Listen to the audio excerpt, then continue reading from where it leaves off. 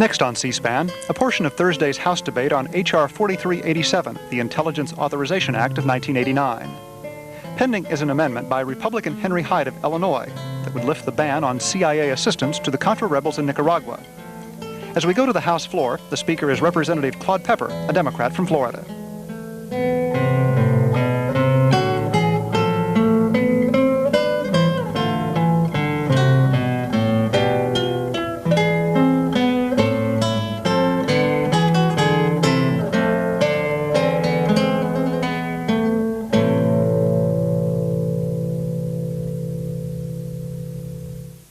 For what purpose does the gentleman from Florida seek recognition? The House on this amendment.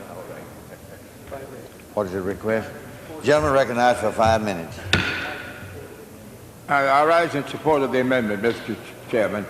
Mr. Chairman, there are two cardinal principles I think we must keep in mind in dealing with the situation in Nicaragua.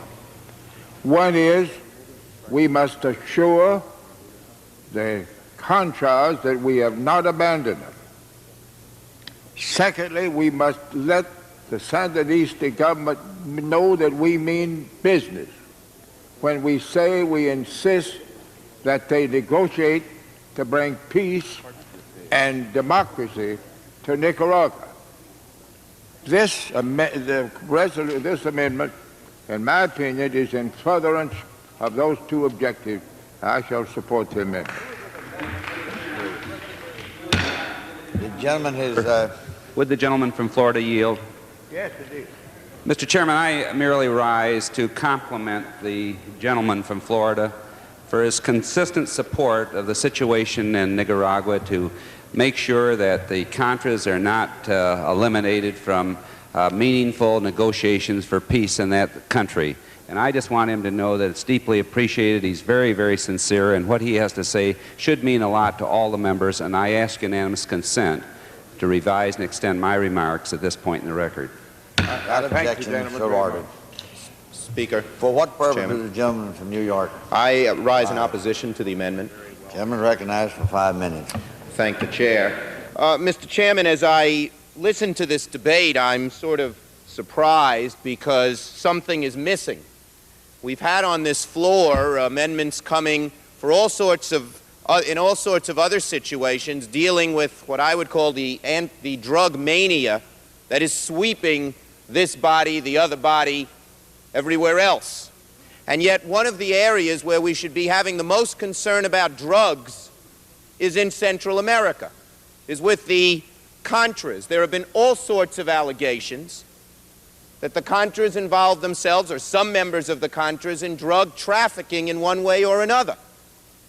And yet here, where we have one of the few provisions that would be able to control the things that the Contras are doing, we don't get any amendment from the other side, any mention that perhaps we shouldn't do anything until the Contras are drug-free. I mean, after all, if we're going to hold every American contractor and every American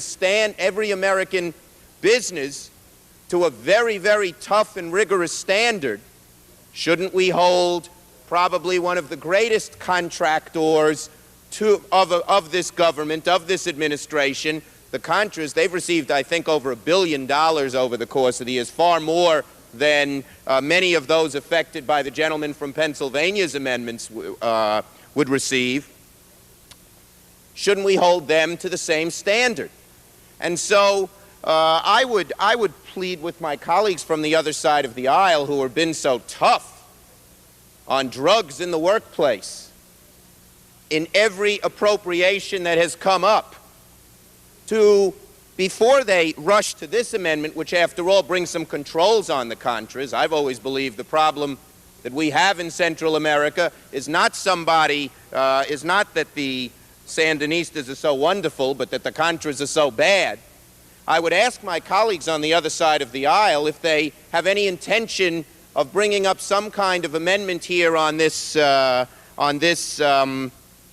proposal that would say certify the Contras are drug-free. And before we take off the little controls that we have on the Contras, as in Section 104, could we get some kind of provision that would make the Contras or attempt to make the Contras drug-free? Because after all, we all know the drugs that start out in South and Central America end up in Miami and New York and Chicago and Los Angeles. They're every bit as damaging. It's every bit as damaging to have Contra members selling drugs here, who knows with what funds, as it would be, I'd be happy to yield in 1 second, as it would be to have some worker be smoking a marijuana cigarette and having a whole factory of 10,000 people closed down. I yield to the gentleman. I thank my friend, and I want to compliment him. He's added so much to this debate that if he needs extra time, I'll be happy to try and get it for him. Well, I thank the gentleman, and I wonder if the gentleman is going to propose that kind of amendment today, and if not, why not? Only if it applies to the Democratic cloakroom. Well, I would say that is not a response worthy of the gentleman from Illinois. He's stricken from the record, then. What? I thank the gentleman, and we on this side are waiting for some kind of amendment that would help make the Contras as drug-free as we seek to make the rest of the American workplace. Time of the gentleman has expired. For what purpose the gentleman from California ride? Gentleman is recognized. 5 minutes. Mr. Speaker, as one of the previous spokesmen has said, serving on the Intelligence Committee does give you an opportunity for some real insights that you might not get any other way. However, this debate, I think, can be dealt with on public statements made by the participants to the process in Central America. And perhaps one of those I would like to refer to is Mauricio Diaz-Avila in his February 22nd statement upon his ouster from a National Assembly leadership position because his party was one of the 14 opposition parties engaged in the national dialogue with the government.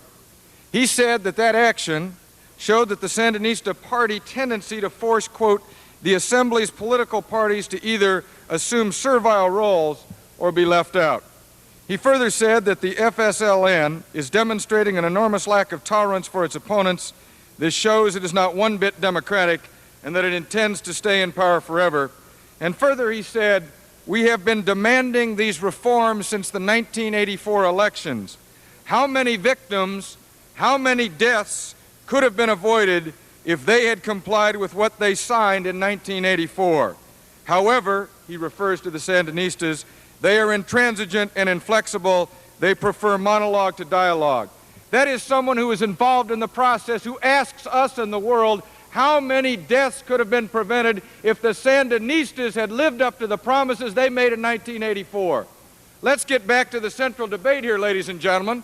It's a question of peace with honor. It's a question of peace with freedom. It's a question of essential democracy that is given to the people of Central America in our own hemisphere.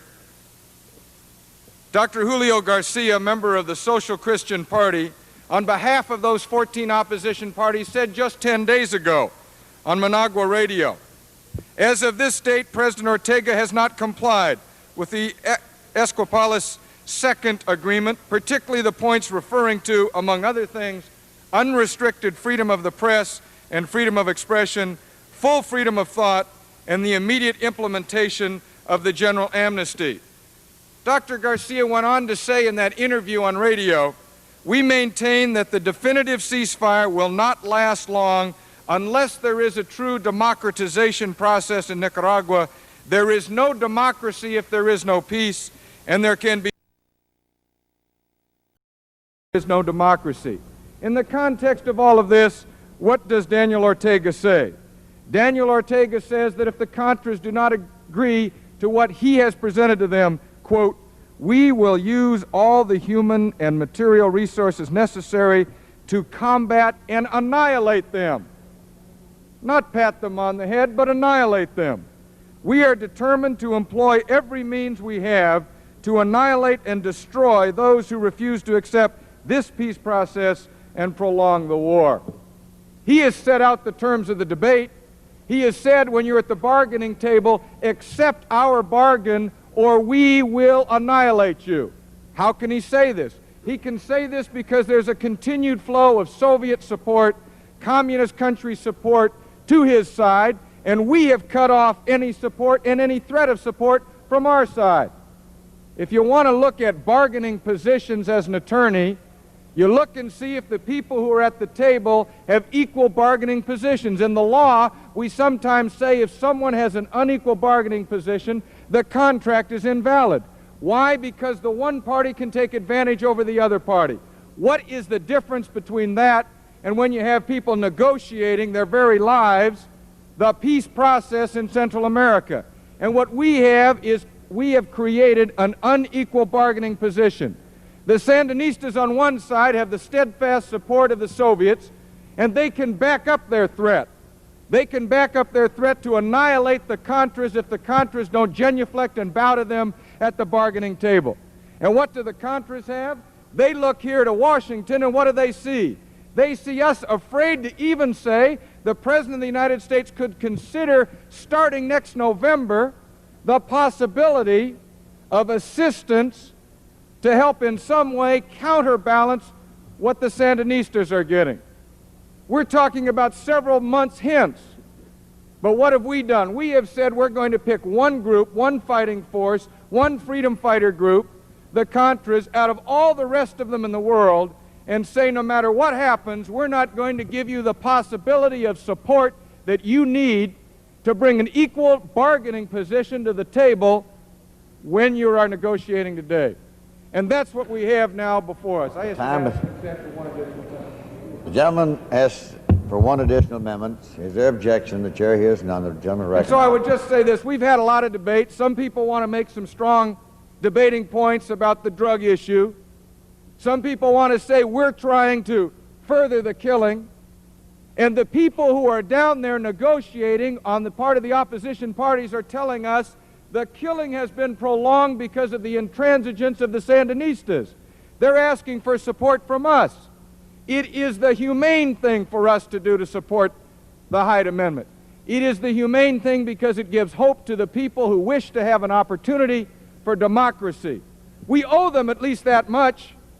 I would rather give them that much than tell them I'm going to send my 14-year-old son down to Central America 5 years from now when this policy fails. And that's what you're doing. You're putting those of us who have children at risk of sending our sons down there in Central America in 5 years because we don't have the guts to give the Sandinistas a reasonable threat on the part of the Contras at the bargaining table. Time of the gentleman expired.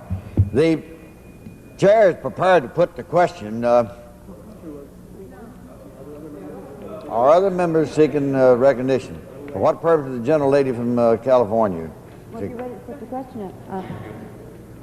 Mr. Chairman, I rise in opposition to the amendment. Gentlelady is recognized for 5 minutes. Mr. Chairman, when I came here nearly a year ago, this was the first vote I made on the floor, the vote for the intelligence authorization. A lot has happened in the peace process in that time.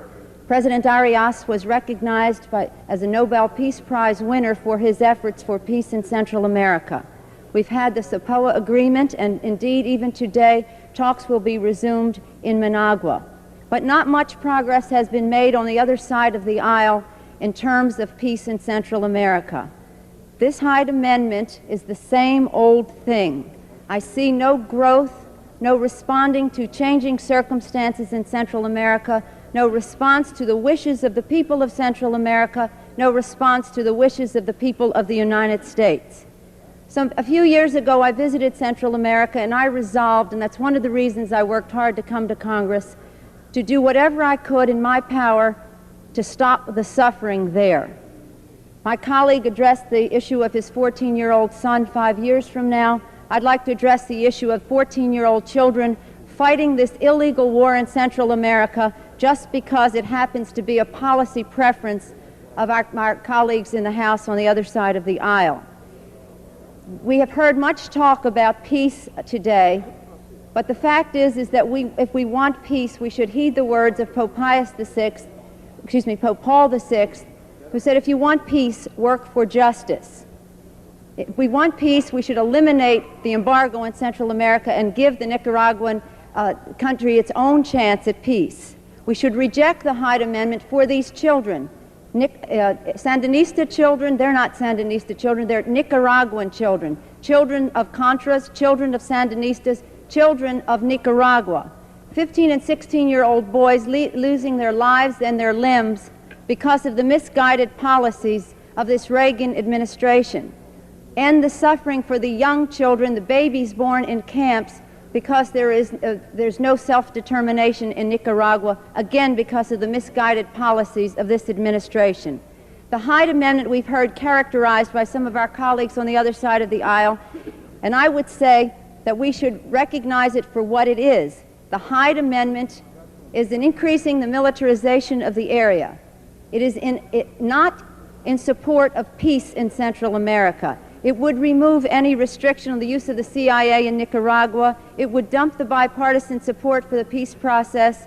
It would put the House on record for more war in Nicaragua, more suffering and more dying and more killing of children in Central America on the same day, on the very same day that the Contras and the Sandinistas are talking about peace. Hyde Amendment would say no to the Central American peace process. It would reopen the Contra war to the full extent of the CIA contingency fund, and it would end congressional participation in making peace, not war, in Central America. Will the gentlelady yield to me? Will the gentlelady yield to me? I yield to my colleague, yes. I want to compliment my colleague from San Francisco on her excellent remarks, associate myself with those remarks. I'm proud to serve with her and represent that city. I would like to say that you're right. It is the same old thing. We've seen those planes go down with weapons and come back with drugs. We don't want that same old thing.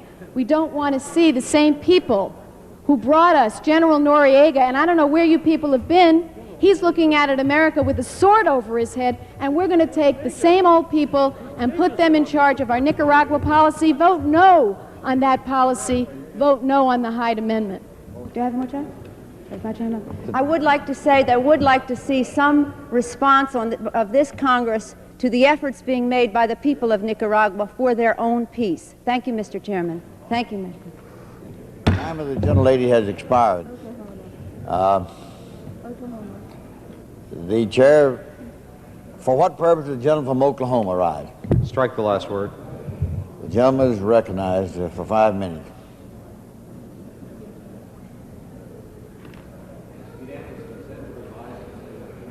Without objection. This is almost surreal. I feel as though we have been frozen in time. You know, I have to say that while we disagreed, I cannot really find fault with those people who placed their hope in a peace process. We all have times when we are guided by our dreams and by our hopes. But this is not the week of the unveiling of the Arias peace plan. This is not the week of the signing of the agreement at Escopolis. This is not the week of the signing of the agreement at Sopoa. This is the week the talks come to an end with no agreement, because the Sandinistas have said to President Arias, said to Jim Wright, and said to you, you can take your plan and your list of reforms and your democratic process and shove it. And then we hear this debate. And this place becomes like a twilight zone. It's as though none of the past 6 months had even happened, as though none of the articles had appeared, none of the trips to Central America had been made, none of the speeches by Ortega had been made. It's as though Major Miranda had not defected and told us of the Sandinistas' military plans. It's as though the Sandinistas had not moved their troops into Honduras. It's as though the Sandinistas were not threatening and preparing a new military offensive.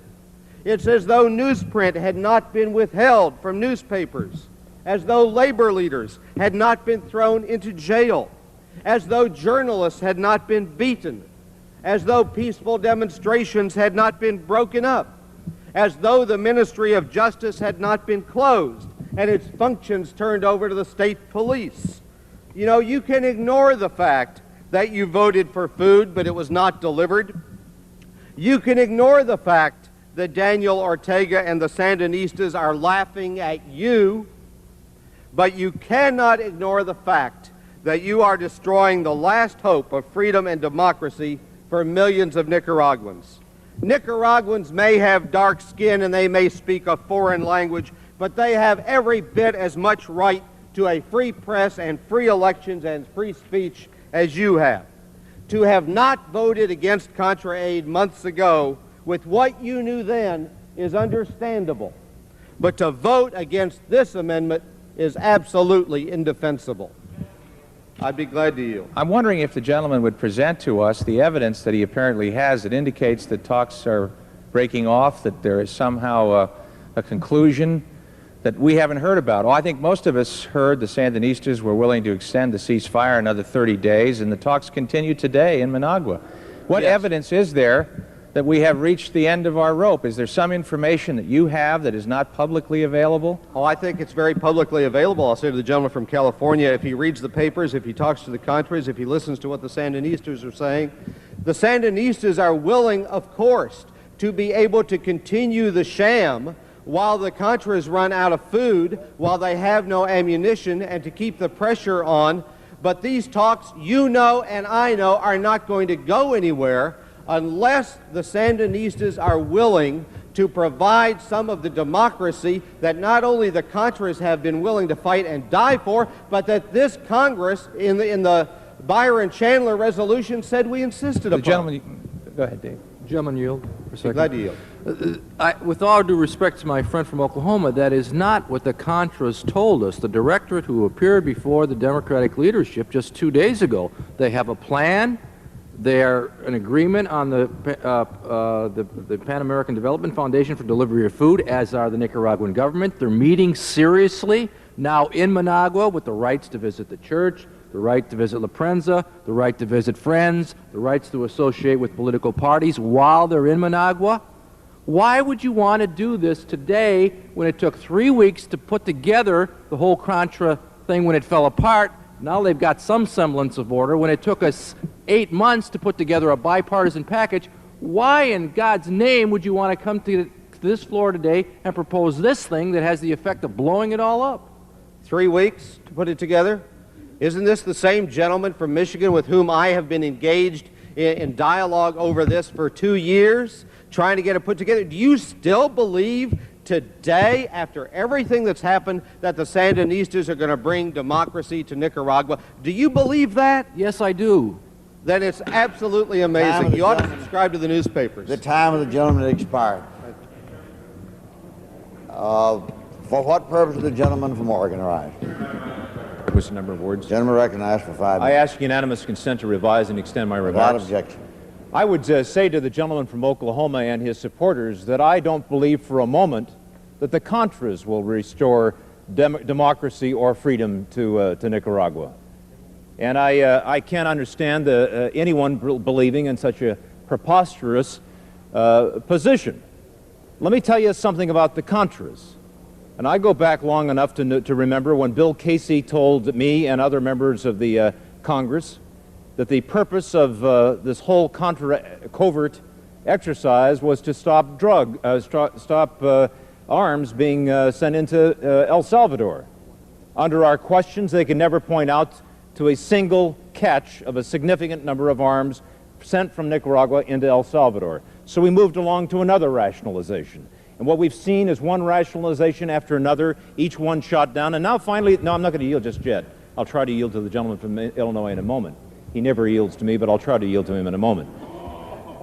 We've seen one justification after another, shot down in flames, and each time we finally get closer to the truth. The truth is that under the guise of the words freedom and democracy, we are expected to believe that Contras, who have made as their target of choice not regular Sandinista troops, but rather civilians and women and children in co-ops around the countryside of Nicaragua, are somehow the spiritual descendants of Thomas Jefferson. That is absolutely preposterous. Benjamin Linder from Portland, Oregon, a constituent of mine, was shot, and all the evidence suggests, shot at point-blank range in the temple in all probability by Contras, and we cannot find the answers. We cannot get a full identification or a full report from the CIA even today, after 2 years of trying. The State Department won't cooperate with us either. These are the spiritual descendants of Thomas Jefferson. Give me a break. Right now, in Managua, we have peace talks, ceasefire talks going on. And your side, which says that you're sorry to the chairman that you've had to bring this amendment to the floor without giving him notice, you bring it to a floor on the day when both sides are talking, when there is a chance for an agreement. Your problem is, when you see the situation down in Nicaragua, you feel that the only way you can solve the problem is to give ammunition to not freedom fighters, but mercenaries. Mercenaries who are indiscriminate in their choices of targets. I've got a dead constituent to prove that.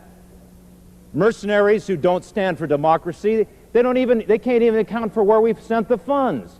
There are hundreds of thousands of dollars in Cayman Island bank accounts that are unaccounted for today. These are the spiritual descendants of Thomas Jefferson. I'm not going to yield at this point. I'm going to finish my remarks as the gentleman did. These are not the spiritual descendants of Thomas Jefferson. These are not freedom fighters. These are mercenaries. Will the gentleman yield? They're not going to bring democracy to Nicaragua. I wouldn't yield either. They're not going to bring democracy to Nicaragua. And if your litmus test on Nicaragua is freedom of the press, full participation in society, why don't you fund Contras in South Africa, where none of those freedoms exist? You're silent on those questions. We'll have sanctions on the question of that country, and you're silent on that. Your dual standard is absolutely unbelievable to this member of Congress. Now will the gentleman yield? Defeat the Hyde Amendment. It is untimely. It is guerrilla warfare on the House floor. It'll reintroduce the war in Nicaragua, and I think we have a chance to solve it by peaceful means. Now will the gentleman yield? This is a preposterous amendment. Now will the gentleman yield? The time of the gentleman. My time has expired. The time of the gentleman from Oregon has expired. I ask unanimous consent the gentleman have 1 additional minute for the purpose of yielding to me. The gentleman is recognized for 1 additional amendment. Without objection. Now will the gentleman yield? Certainly I'll yield to the gentleman. I direct my friend from Oregon to a series of reports from the House Permanent Select Committee on Intelligence, which recites how much arms are being shipped into El Salvador from Nicaragua. When Mr. Boland was the chairman, I'll even get them and hand carry them to the gentleman's office. I'll reclaim my time. In addition, I'll reclaim my time at this point. Oh, now I got the gentleman some time. I understand the gentleman's point. I'm going to reclaim my time. I want to tell the gentleman. I sit on the Defense Appropriations Committee. I've had the secret briefings as well. And I understand what the facts are as well as the gentleman does. Drug interdictions was a sham. And I think the Chutzpah Award ought to be given to the gentleman from Illinois. Arias got the Nobel Prize. You ought to get the Chutzpah Prize. Because here we have as the reward for people who went through the back door using illegal means, shredding documents in the basement of the White House. As their reward, the gentleman from Illinois says we ought to pass an amendment to turn loose the CIA. It's ridiculous. Defeat the Hyde Amendment. Now, for what purpose does the gentleman from Ohio seek a recognition? Without objection, the gentleman recognized for 5 minutes.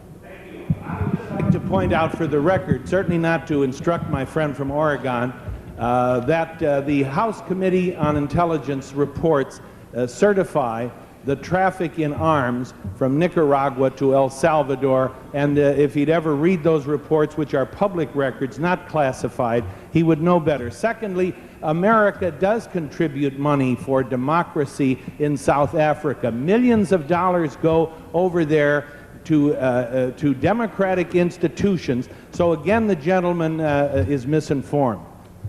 Thank you for yielding. Appreciate the gentleman's contribution, and I really don't want to talk to the people on this side who are already entrenched. What this debate comes down to is whether we can get the people in the middle of this debate who have been on the edge of this thing for the last several years. I want to tell you, first of all, I oppose the administration, the suggestions, the talk that talked about delivering military aid about 1.5 years ago. I said I thought that was the wrong signal to send. And then I supported the bipartisan policy, and in fact I chastised people on both sides who tried to politicize the debate when we had the bipartisan policy that passed through this House several months ago. But you know what? To those who are in the middle, you got to look at the facts and you have to look at the truth, and you can't ignore it anymore because the program isn't working. If you look at the statement that Mickey Edwards, the letter that Mickey Edwards wrote to President Arias, La Prensa, the great press in Nicaragua, censored, threatened, twice closed, journalists within Nicaragua, one of the most respected television journalists in the country, beaten on his doorstep as a result of his reports, labor leaders and leaders of the internal democratic opposition arrested, thrown in jail, the Ministry of Justice closed down. Most of the government-sponsored hooligans have gone and disrupted and abused those people who dare protest against the government. And ladies and gentlemen, on the front page of the New York Times yesterday was the article about the Sandinistas preparing attacks. And we used the aerial photography, and we discovered some basic things. They are building up ammunition, explosives. They got more than what they can even put in their warehouses. Photographs indicating movements and buildups on the Honduran border, in fact, even extending an airport on the Honduran border. I mean, this has all been happening, ladies and gentlemen, since we tried this bipartisan plan. I don't want to talk to those who are entrenched. I want to talk to those people in this House who do not like the Sandinistas, who want peace, and who are trying to be objective. My friend from Delaware, my friend from Kansas, who have been on the edge of these votes for vote after vote after vote. What do we do here? What we say is if the Sandinistas will not comply, which clearly they have not been doing, to my good friends in the middle, if they will not comply next year, we ought to give our government the opportunity to support these people. And let me tell you, I don't care who you want to quote. If you want to talk about Luis Sancho, you know what he says? And this is what the Contras will tell you. He's a leader in the Nicaraguan Socialist Party. Listen to this. The Sandinistas see the Contras falling apart, and they see the United States not disposed to help them.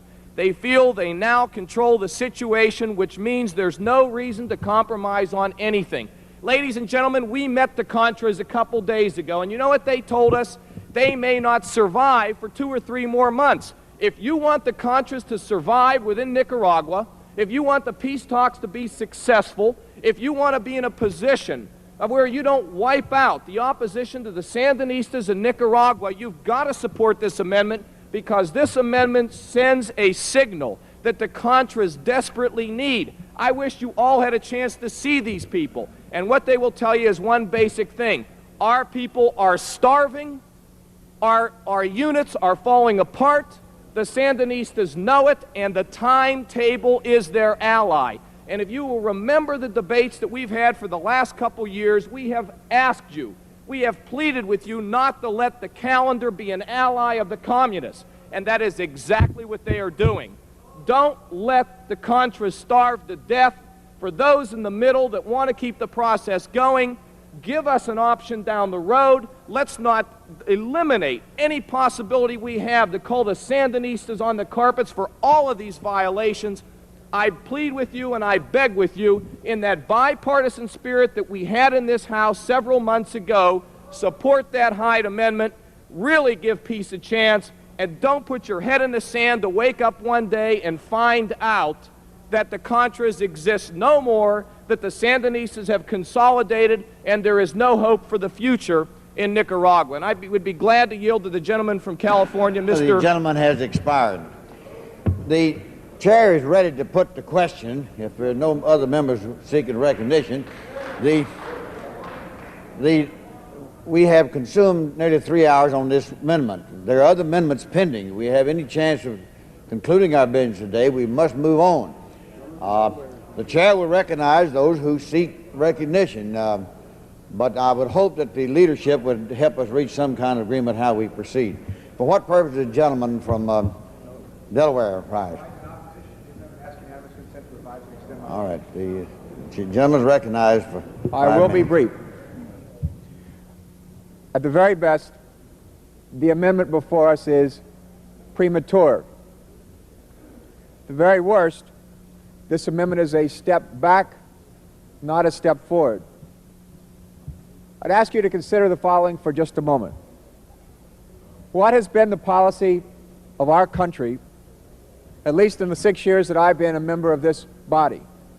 The policy of our country has been to bring pressure to bear on the Sandinista regime to compel them to live up to the original promises of their revolution: a more open society and a mixed or pluralist economy. We have brought strong pressure indeed. Economic pressure, military pressure, and diplomatic pressure. For years, the Sandinistas said to me and to others in this body and to anyone who would listen, "Uncle, Uncle." They expressed repeatedly their desire to negotiate with us toward a solution involving both peace and democracy. Finally, at long last, somebody decided to call their bluff. Somebody decided to test the sincerity of the Sandinistas. We test that sincerity. We put them under the glare of the spotlight with the agreement worked out at Escopolis. Our pressure compelled the Sandinistas to sign that agreement as well. We are now testing, even today as we speak, that sincerity in further talks between the Contras and the Sandinistas. Those talks should go forward. Let me return closer to home right here. For 6 years, I have witnessed partisan bickering and sniping on this issue, this foreign policy issue, which almost alone we're able to reach any kind of bipartisan accord on, until 1 or 2 months ago, when finally we agreed on a policy. What was that policy? The policy says we are going to provide the sustenance to sustain the Contras for 6 months, and beyond that if necessary, in order to permit them to try to reach a negotiated settlement with the Sandinistas to bring both peace and democratic reforms. Gentleman yield. If the gentleman will just permit me to proceed for 1 moment. It's been pointed out that the progress in those talks has been slow. Well, let me just say that progress in the talks to negotiate the withdrawal of the Soviet troops from Afghanistan has been slow as well. It didn't happen in a day, it did not happen in a week, it did not happen in 1 month. Similarly, the negotiations for the INF Treaty did not take place in a day, a week, or a month. These things do not go by quickly. Further, there is plenty of blame to go around to both sides on this issue. Both sides. Neither side is without sin. Finally, let me just say, I wish all the energy that we're consuming today in this debate could somehow be turned to the following subject. We have enormous security concerns.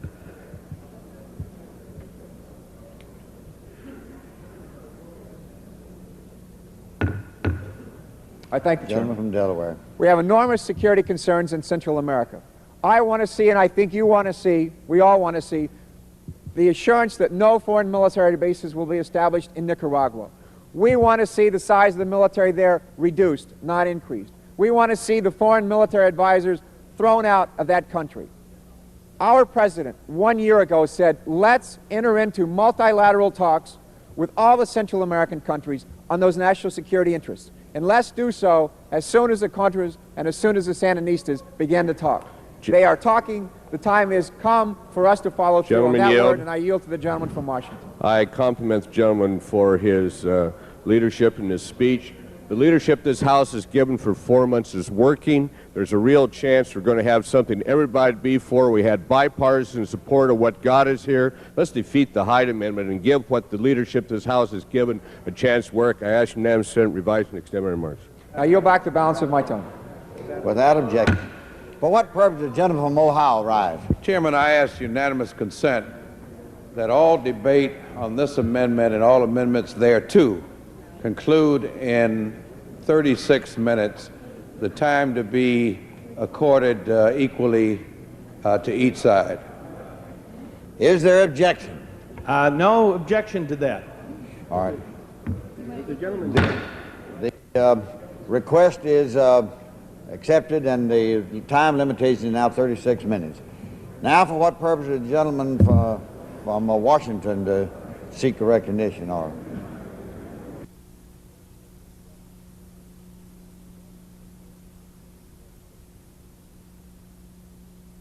recognize you.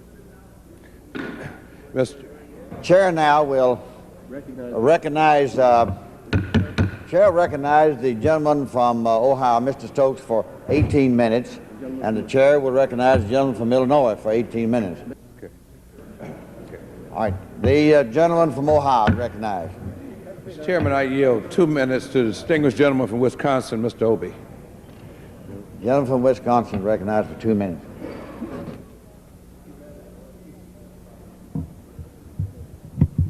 Mr. Chairman, I simply want to make one practical point. After many years of arguing and partisan bickering, we have been able in the last 2 months to establish a very tenuous bipartisan consensus in many areas of foreign policy. We did that on the Contra agreement, which was reached just a few weeks ago on the floor of this House, and we did that again yesterday on the foreign aid bill after 7 years of very hard fighting. I would suggest that nothing would be more damaging to the national interest of the United States than to, one day after that bipartisan support was demonstrated on the bill we had dealt with just yesterday, to, without any notice whatsoever, in the middle of negotiations taking place in Nicaragua right now, to adopt the amendment that is now before us. Good public policy is not served by surprise amendments which only have the effect of sandbagging the negotiations that are going on. I have no idea whether those negotiations will prove fruitful or not, and as I've indicated many times before, I wouldn't trust either side in the Contra-Sandinista debate as far as I could throw either one of them. I've been lied to so much by both sides that I don't believe anybody on that score anymore. But I'd suggest to you that this amendment deletes all restrictions on the CIA activity in that part of the world. It would allow a resurrection of the war. It would be the worst possible thing we could do at the worst possible time if we are interested in seeking peace. We should not be in the business right now of each individually predicting what we think the outcome of those negotiations is going to be. We ought to be in the process of trying to give those negotiations every possible opportunity to succeed, and we should not set up the United States as an easy target for the Sandinistas to blame if those negotiations fall apart. Passage of this amendment gives the Sandinistas an easy excuse, an easy out. It gives them an easy reason to walk away from negotiations or to be even more obstreperous in negotiations than they usually are. I cannot think of anything that would be dumber for us to do at this moment. If those negotiations do finally break down, let it be Nicaragua that does it. Let it not be the United States Congress. Wisconsin has expired. Gentleman from Illinois, Mr. Hyde. I yield 3 minutes to the gentlelady from Connecticut, Mrs. Johnson. The lady from Connecticut is recognized for 3 minutes. Thank you very much, Mr. Chairman. I rise in support of the Hyde Amendment. Whenever we discuss this issue in the House floor, we tend to fall into rhetoric that is divisive and polarizing. The real issue here is how do we achieve the goals of the Arias peace plan, the twin goals of peace and democratization. The negotiations that some of my colleagues have referred to, the negotiations about the ceasefire that have not progressed very well and that still have a few weeks remaining, may succeed. But they only address the issue of the ceasefire. They do not address the parallel issue of democratization. And on the record of democratization, and I won't repeat the record because many of my colleagues here have spelled it out in great detail, and it is in fact detailed in this State Department publication, The Sandinista Action since Equipulas, August 7th, 1987, which I intend to submit for the record. But the record on the democratization actions is indeed very bad. They have gone backwards, not forwards. So the issue is, how do we restore the forward process? The Hyde Amendment is in the tradition of those actions taken that have, in our experience, in fact, promoted negotiations. The members will recall that the Democrats of this House sent a delegation down to the meeting of the presidents in January, and only when House Democrats said to Ortega, unless you negotiate, you will face renewed military aid, did negotiations proceed. Did Ortega take a new step and agree to the negotiations that led to the Sopoa Agreement? Our point is now from this side to again restore the kind of pressure that the Democrats in this House found necessary to bring to bear in order to get the negotiations in place that brought into being the Sopoa Agreement. That Sopoa Agreement has not worked to create forward process on the democratization issues which underlie the peace issues. So we are trying to again restore comparable pressure, the same kind of pressure you restored in January to get Sopoa. We are trying now to restore to the current process so that in the next few weeks there will be some progress on the ceasefire, but also on the democratization issues that fundamentally underlie and are essential to peace in Central America. So what we're trying to do here is limited. It only restores aid as of October, or allows that possibility with no new money. We have plenty of time. You know this body. If we see that aid is going to run and we want to condition it, we can do it. But it sends a strong signal. It sends exactly the kind of signal you found necessary to send in January to create forward motion and new commitment. The Sandinistas have an abominable record on the democracy commitments that they themselves made in Sopoa, and only Connecticut has expired. And only this amendment will restore their interest. Gentleman from Ohio, Mr. Stokes. I yield 2 minutes to the gentleman from Texas, Mr. Stenholm. Gentleman from Texas, Mr. Stenholm, is recognized for 2 minutes. Without objection, so ordered. Mr. Speaker, I rise in strong support of this amendment. This amendment does not, in my judgment, hinder the peace talks going on at this very moment. It strengthens the peace talks. This amendment does nothing until October 1. This amendment allows a strategy of peace through strength to occur. And that's what all of us have wanted, peace. Many of us are divided about the proper way to accomplish it. 27 of us on my side of the aisle sent a letter to President Ortega 2 weeks ago, of which he took as being a threat from members of Congress to him, but it wasn't meant to be a threat. Mr. Speaker, that letter was meant to be a response to his threat, in which he publicly, not once, not twice, but 3 times, which have been reported on the media, threatened to annihilate these Contras the day after the peace talks break down. Now, my colleagues, this is a difficult time. None of us have the simple answer to this, and I quarrel not with most of the factual statements that have been made on this floor today. What we are talking about is a proper strategy for America to help the peace process work. And I suggest that we forget the partisan rhetoric that we have heard today and concentrate strictly on the peace process, and to see if there is not some little question in the back of our minds that providing doubt in the Sandinistas of what might happen on October the 1st if they do not live up to the peace accords, because we have already told the Contras what this Congress will do to them. Let's be fair to both sides, and let's give peace a chance. Support this amendment strongly. The amendment has expired. Gentleman from Illinois, Mr. Hyde. I yield 3 minutes to the gentleman from Pennsylvania, Mr. Goodling. Gentleman from Pennsylvania, Mr. Goodling, is recognized for 3 minutes. Without objection, so ordered. Before I get to the total part of this amendment, I'd like to refer to a couple things that were mentioned thus far.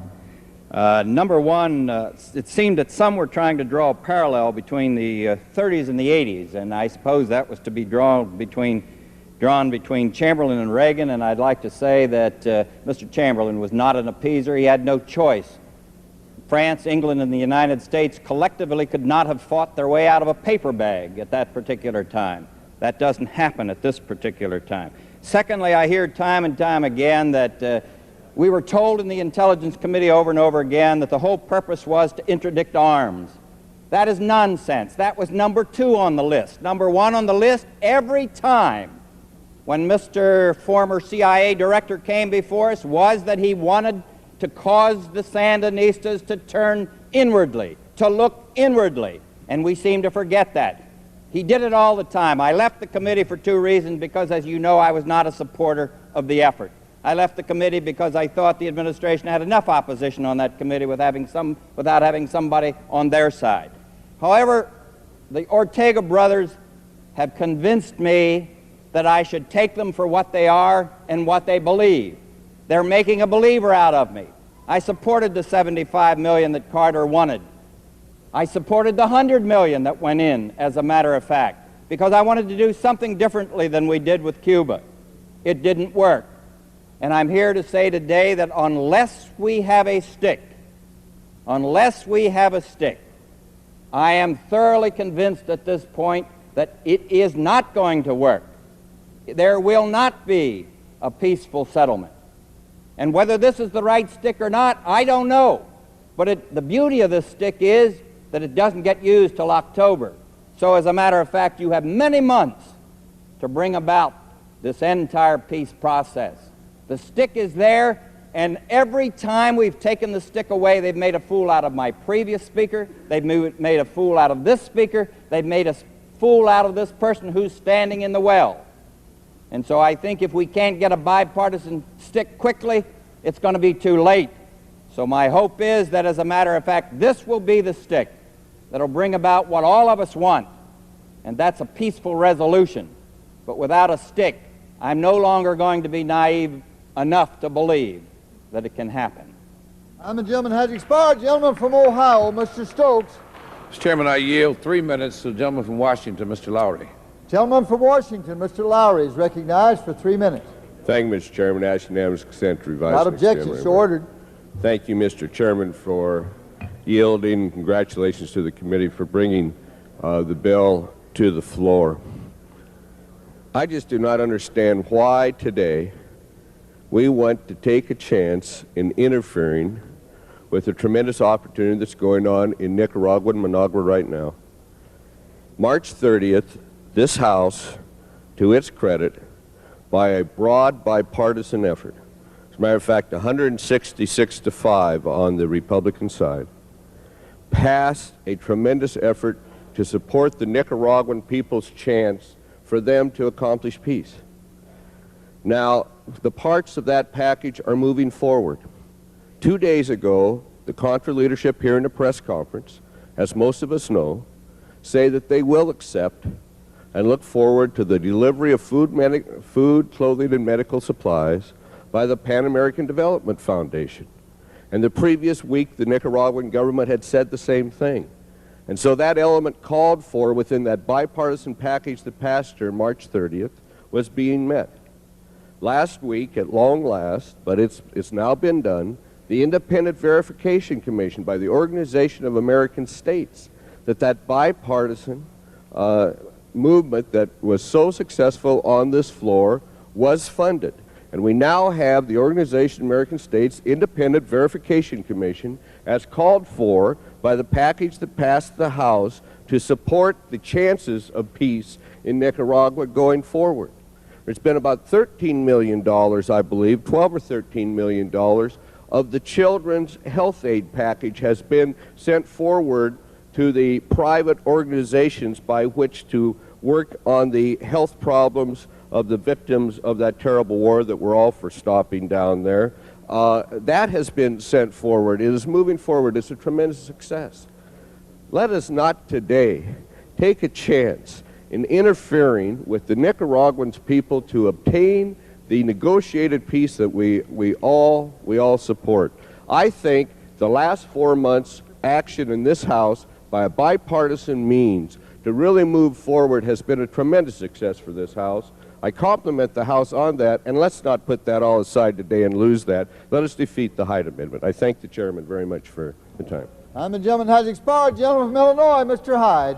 I yield 3 minutes to the gentleman from California, Mr. Dornan. From California, Mr. Dornan is recognized for 3 minutes. Mr. Speaker, colleagues, I don't think any more eloquent words will be spoken in this well than were spoken by the gentleman from Pennsylvania on our side, Mr. Goodling. He admitted that the Ortega brothers, a communist team of people who rule with a gun and terror and nighttime arrests and private executions. He also said that you have been made a fool out of, Mr. Speaker. You, Jim Wright, who received one of these communist thugs in your office supplied by the taxpayers on Veterans Day of last year, you have been made a fool out of.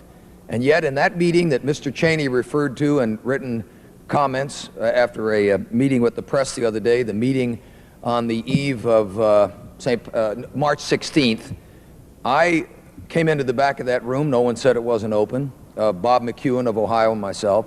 And we heard you, Mr. Speaker, refer to the Contras as our people down there. You said this right to the face of our Secretary of State, Mr. Schultz. Our people. Well, not everybody in this chamber believes that the Contras are our people. Certainly not a couple of gentlemen from New York, not Mr. Coyne of Oregon. They think they truly are mercenaries and thugs. Some of us believe, most of us I hope, that the Cubans are the mercenaries, the East Germans, the Bulgarians, Nicaraguan young men and women from the fincas, the small coffee and cotton farms and the destroyed cattle ranches. They are Nicaraguans fighting for freedom on Nicaraguan soil. Hardly anybody's definition of a mercenary. Let me clean up some things before I refer to these newest released pictures of the prison camps. Very clear in detail, the clearest ever released, and every member is invited to a top secret briefing by any of our intelligence agencies, DIA, CIA particularly, to see these 3 times closer. The International Red Cross, the ICRC, has been so compromised after the execution of hundreds of young Guardia soldiers that they turned over to the Sandinista communists in '79 after promising to give them sanctuary. They are so compromised by that deed and by their acceptance of communist figures that there's barely over 3,400 prisoners, and telling me to my face, Louis Rogemont in New York, that the Red Cross would bet me $50 that these are military installations when they're prisons with 3 rows of concertina, barbed wire, and gun towers. There's over 8,000 prisoners still in prison, most of them for so-called political crimes against the communist government. Just a little cleanup before this. Mr. Coyne mentioned Benjamin Linder. Benjamin Linder was in uniform, carrying a Russian assault rifle, was killed in a firefight, and the communists who lied 5 times in 5 major disinformation stories over a 5-day period, they are the ones who put the coup de grace into his corpse. The lying communists shot him in the head after he'd been dead 5 days. No one's been allowed to see his body. Not his parents or American doctors. And then they floated that story, and nobody of good sense really could believe that. Mr. Schumer talks about drugs. Are we going to make the workplace free of drugs for the Sandinista communists? We have film taken from the tail of a C-47 running drugs with people from the Mint, the Ministry of Interior, or Humberto, or not Ortega's gang, Tomas Borges' gang, out there loading drugs on an airplane. That's where the drug running took place. Chair would state that the gentleman from Illinois has 9 minutes remaining. The gentleman from Ohio has 11 minutes remaining. Chairman, I recognize the distinguished gentleman from Ohio, Mr. Stokes. Chairman, I yield 2 minutes to the gentleman from Texas, Mr. Gonzalez. From Texas, Mr. Gonzalez is recognized for 2 minutes. Speaker, I rise in strong opposition to this amendment. I can't think of a more mischievous, counterproductive to the national interest bit of legislation than this proposed amendment. Let us make no mistakes as to the net end results of this amendment if it is enacted by the Congress. The so-called exertion of pressure on the Sandinistas will mean the further murdering and raping on the part of those that the President, in an excess of verbiage, calls freedom fighters, perpetrated against innocent men, women, children, school teachers, and American social workers. On top of that, our country has been disgraced in the tribunals of international justice. We stand condemned because of CIA activity in Nicaragua of acts of terrorism. We not only stand in condemned judgment, but we have been fined by the World Court of Justice, the International Tribunal of Justice, because of the thing that this amendment would seek to bring about a restoration. I say, for the sake of our own honor, the well-being of the future interest of the nation, we turned this amendment down overwhelmingly. The gentleman has expired. Gentleman from Illinois, Mr. Hyde. I yield 3 minutes to the gentleman from Indiana, Mr. Dan Burton. Gentleman from Indiana, Mr. Burton, is recognized for 3 minutes. Thank you. Thank the gentleman for yielding. They are communists. They are committed to expanding their revolution throughout Central America, and they're being heavily supported by the Soviet Union. They received over $200 million in aid, I think, since the first of the year, while we haven't even been able to get $17 million in humanitarian assistance in to help the freedom fighters. The point's been made earlier today that an agreement has been reached between the freedom fighters and the communists down there that the Pan American Development Corporation will take the food in. That agreement has been reached, but it will not be implemented until certain other conditions are met. For instance, the Sandinistas are arguing about the 7th ceasefire zone and, more importantly, what's going to happen inside those zones. Until this is resolved, they will not let the food in. And they're going to drag this peace process out as long as they can to starve the freedom fighters, the Contras, into submission. That is a fact. That's why they want to extend this ceasefire another 30 days. And we're playing right into their hands by not doing anything about it. Not one penny of the $17 million allocated by the U.S. Congress on April 1st for humanitarian assistance has been given to the freedom fighters inside Nicaragua. They are starving to death. Are we going to wait until they're no longer a viable force before we do something? I hope not. That's why I think the Hyde Amendment should be passed, and passed rather rapidly today. When the U.S. Agency for International Development tried to send some bananas to the refugee camps in Nicaragua, the Congress forced the Price Waterhouse accounting firm to count each banana and run them through a metal detector to make sure they contain no weapons. That's the kind of aid we're getting in. They're counting bananas to keep weapons from getting into the Contras. It's a terrible, terrible thing that's going on right now. What's even more absurd is one of the senators in the other body from Hawaii ordered a GAO study to see if the sending of food to the refugee camps in Honduras was illegal. At the same time, we're sending rice and beans to refugee camps. The Soviets have already shipped over $200 million worth of military aid in the first quarter of this year alone. And right here in my hand, I have 7 pages of violations of the Sopoa Agreement. As the gentleman, Mr. Kemp from New York, said earlier today, they have not complied with the agreements that they signed in 1979. At Escopolis, at Sopoa, they violated everything. And yet we continue to support them by going along with this peace process. It's not a peace process. It's a process for capitulation. Daniel Ortega said just recently, and I think it bears repeating here today, he said the Contras are defeated criminals who deserve the guillotine. He went on to say their demands that the Sandinista front relinquish control of the army and police would never be accepted. He later said, changes in Nicaragua's revolutionary path are not on the table in the peace negotiations. Gentleman from Ohio, Mr. Stokes. Mr. Chairman, I yield 1 minute to the gentlewoman from Connecticut, Ms. Kennelly, a member of the Intelligence Committee. Recognized for 1 minute. Mr. Chairman, as a new member of the Intelligence Committee, I had not planned on speaking today. This bill was marked up with deliberation, with quiet professionalism, the staff working with the members in a bipartisan fashion, listening to the advice of the Counterintelligence Agency, the Defense Department, and the State Department. With the introduction of this amendment, we have opened up the whole Contra question again, a question that's been debated time and time on this floor, hundreds of hours of members' time involved. That's all well and good if it makes people feel better, but right now the Contras and the Sandinistas are attempting to bring peace to their own area, and since we have been very successful, we should allow them to do that. I would suggest that we just defeat this amendment and return to the bill, which is a good bill, the kind of bill that we should have with the Intelligence Committee, and vote for it.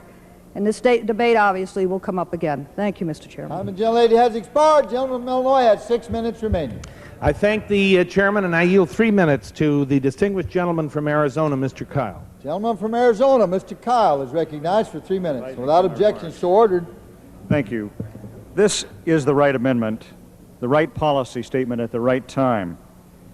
As our Rules Committee Chairman, Mr. Pepper, said, we need to do something now. We need to show, first of all, that we have not abandoned the Contras, and secondly, we need to show that the United States means business in pursuit of our, hopefully, a solution to the problem. Military aid is obviously not an option at this time. All this amendment does is to bring policy toward Nicaragua into conformance with our policy everywhere else in the world as of next October. But it will still send a message, and that's the point. The real question I have is, why should this amendment be opposed? Mr. Speaker, I wonder if I might have order. The gentleman is entitled to be heard. The committee will be in order. Members, please take seats and cease conversation. Mr. Chairman, the question I pose is, why would this amendment be opposed?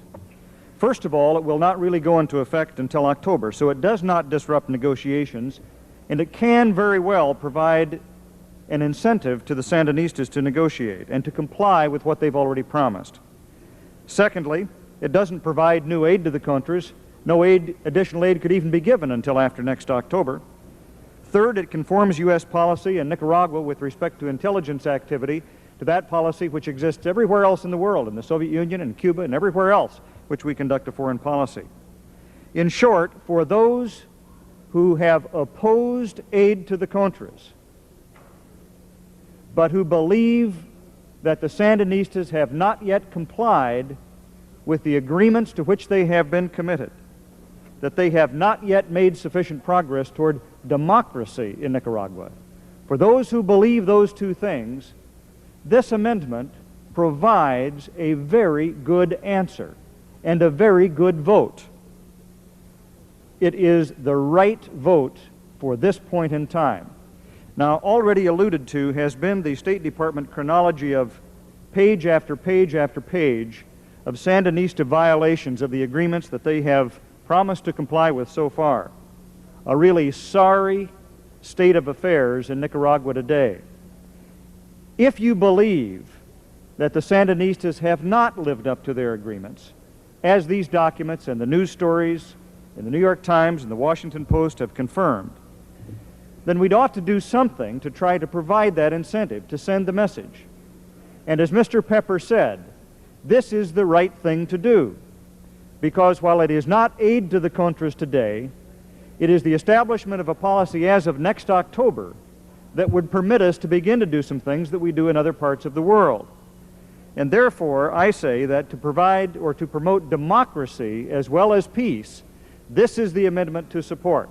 And I would urge all of my colleagues, those who have not supported aid to the Contras in the past, to please consider this as the moderate position, the amendment that can be supported to bring that pressure to bear in the appropriate way. And I thank you. Gentleman from Ohio, Mr. Stokes.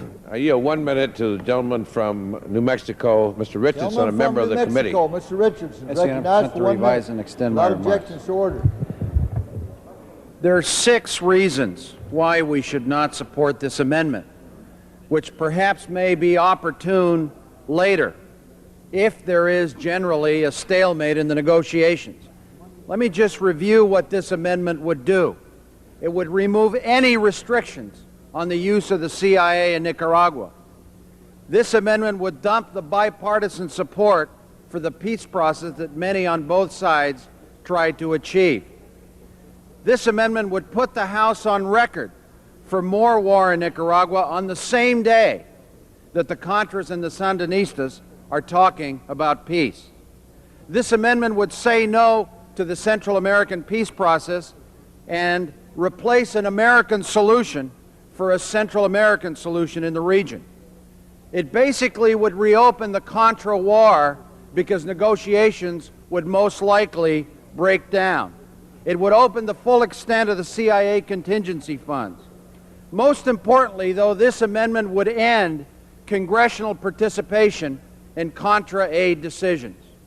This amendment is not opportune at this time. If there's continuing stalemate, if there's continuing problems on the part of the Sandinistas that have shown generally not to be supportive of the peace process, then I say perhaps this amendment is opportune later, but now it would be a disaster. The gentleman has expired. Gentleman from Illinois, Mr. Hyde, has 3 minutes I yield 1 remaining. minute to the gentleman from New Hampshire, Mr. Smith. I thank the gentleman from Illinois for yielding. Recognized for how much time? 1 minute. For 1 minute. My colleague from Oregon indicated in his remarks a short time ago that we on this side view the Contras as the, quote, spiritual descendants of Thomas Jefferson. I agree that it's doubtful that they are the image of Thomas Jefferson, but however, one thing is very certain: Ortega's communist thugs certainly don't resemble Jefferson. The continual stalling of this peace plan starves the Contras, ignores hundreds of millions of Soviet arms to Nicaragua, and slowly chokes to death any hope of freedom in Nicaragua. The opposition looks upon the Contras as less than people. They speak of the Nicaraguan people and the Contras. Time and time again you say it. Support the Hyde Amendment and send a message to Ortega that the United States of America stands, yes, for peace, and also for freedom and democracy. Thank you, gentlemen, for yielding. Time the gentleman has expired. Gentleman from Ohio. I yield 1 minute to the gentleman from Arkansas, Mr. Alexander. Gentleman from Arkansas, Mr. Alexander, is recognized for 1 minute. I thank the gentleman for yielding. Since I've never spoken on this subject before, I thought I would take the opportunity to express my position. Earlier this week, I had the opportunity to spend about 3 hours with a Nicaraguan who no longer lives in that country, and he told me in confidence, with other government agents that are pursuing his testimony, his evidence, of a meeting he had with former dictator Somoza back in 1980, before the Reagan administration came into power, and of the fact that it was Somoza's idea to establish the Contras. Now, as long as the United States continues to provide money, the ghost of Tacho Somoza will continue to oppress and plague and kill the people of Nicaragua. I urge my colleagues to vote down this amendment, and let's bury Somoza once and for all. Gentleman from Ohio has 6 minutes remaining, and the gentleman from Illinois has 2. Does the gentleman from Ohio desire to yield additional time? Okay. Gentleman, under the rules, is entitled to close debate. At this time, I yield 2 minutes to Distinguished Majority Leader, Mr. Foley. Distinguished Majority Leader, Mr. Foley, is recognized for 2 minutes. I ask unanimous consent to revise and Without objection, so ordered. Mr. Chairman, I think in deciding this issue, members should be very clear what the issue is. The issue is not about sending signals to the negotiations that are going on even at this moment in Managua between the resistance and the Nicaraguan government. The issue is about authorizing the sending of military and paramilitary equipment and authorizations and money effective October 1st to resume the war. That's what it's about, and nobody should be in any doubt about it. It's not about helping the peace process. It's abandoning the peace process and going for rearming the Contras to conduct by military means an effort to overthrow the government of Nicaragua. We've been at this issue since December 1st, 1981, and we're here again debating the same issue. This provision has been, the provision that our friends would like to strike, has been in the law for the last 4 years. But what happens if it is stricken ought to be very clear. At that time, the contingency fund available to the Central Intelligence Agency is available for military or paramilitary operations without other restriction. And also, any uses of funds which might accrue under a finding to the Department of Defense or any other agency is available for military operations in Nicaragua. There is also, as far as I know, no legal restriction on the Department of Defense from making personnel or materials available to the Central Intelligence Agency subsequent to a finding for the purpose of putting American military trainers without limit into the field to conduct transfers of materiel without virtually any legal limit to the democratic resistance, as well as to provide any other implements of war. Now, if you want to do that, this is an opportunity to do it. But there's no legal restriction if this section is removed in doing that effective midnight, September 30th. There will be opportunities if the Congress wants to resume military aid to do that, obviously. This amendment is an example of restoring military aid that's come up on a routine bill in the process of an open rule. But members should consider... The time of the gentleman has expired. I yield the gentleman one additional minute. The gentleman is recognized. But members should ask what they undertake when they do this. It is unreal and unwise to say that all we are doing is balancing the negotiating scales. We are sending a signal that we have lost confidence in the negotiating process between the two parties, even while they have demonstrated that they still have that confidence. It is saying that we are abandoning the peace process, even while the parties are conducting negotiations to continue the peace process. It is saying that we want an administration to be able to send secretly, subject only to the notifications of the law to the relevant committees, but secretly to the rest of the country and the Congress, military and paramilitary aid to the democratic resistance, virtually without limit, other than the total size of the contingency fund and the amount of transfers or reprogramming that the administration might decide to attempt. And to do that at a time when the administration has been, I think, pretty clearly not fully committed to the peace process, and in some respects has indicated its abandonment.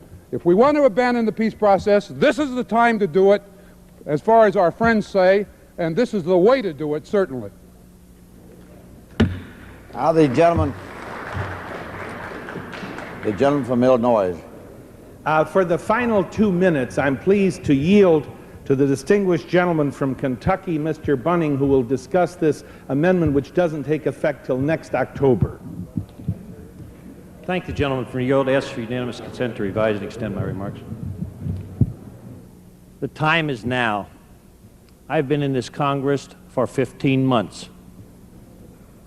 This is the 5th time we have had this issue before us. I have voted 4 times on aid, our military assistance, or withholding military assistance from the Contras.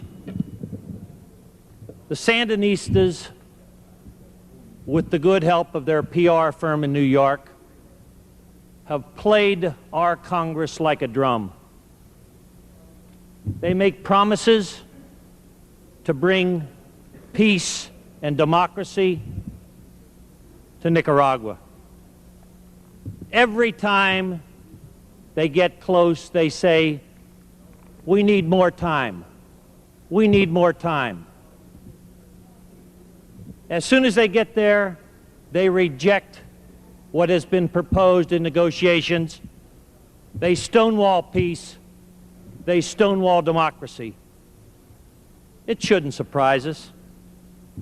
They've done it all along, and they're doing it to us presently.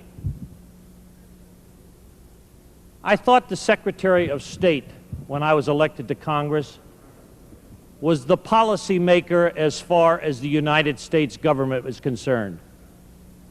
I got a real education when I came to this Congress. There are 525 Secretaries of State, and they seem to be sitting in this House and on the other side of the aisle, over on the other side of the Capitol.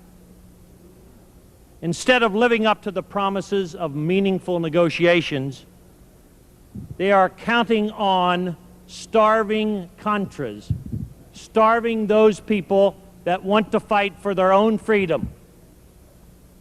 I think it's time that the Congress get back to their business and send a message to those people that want to fight for their own freedom that the United States of America stands for freedom, stands for democracy, and we ought to support those people and allow them. I just wish that the Hyde Amendment passed, and I ask for everyone to consider it the only means that we have right now to send a message to those people. Time of the gentleman has expired. The gentleman from Ohio. Mr. Chairman, I yield myself the balance of the time. Mr. Chairman, I'm concerned about this amendment in a respect that I don't think has been properly addressed here this afternoon. If this amendment is adopted, the funding for the Contras would then be conducted through the Reserve for Contingencies Fund that belongs to the CIA. I think that Mr. Hyde and Mr. Cheney, the authors of the amendment, would agree with me that this is an area in which our committee has oversight function on behalf of the Congress. It is an area that has had some problems in it. But on a bipartisan basis, we've worked together, trying to work out those problems. And to the credit of the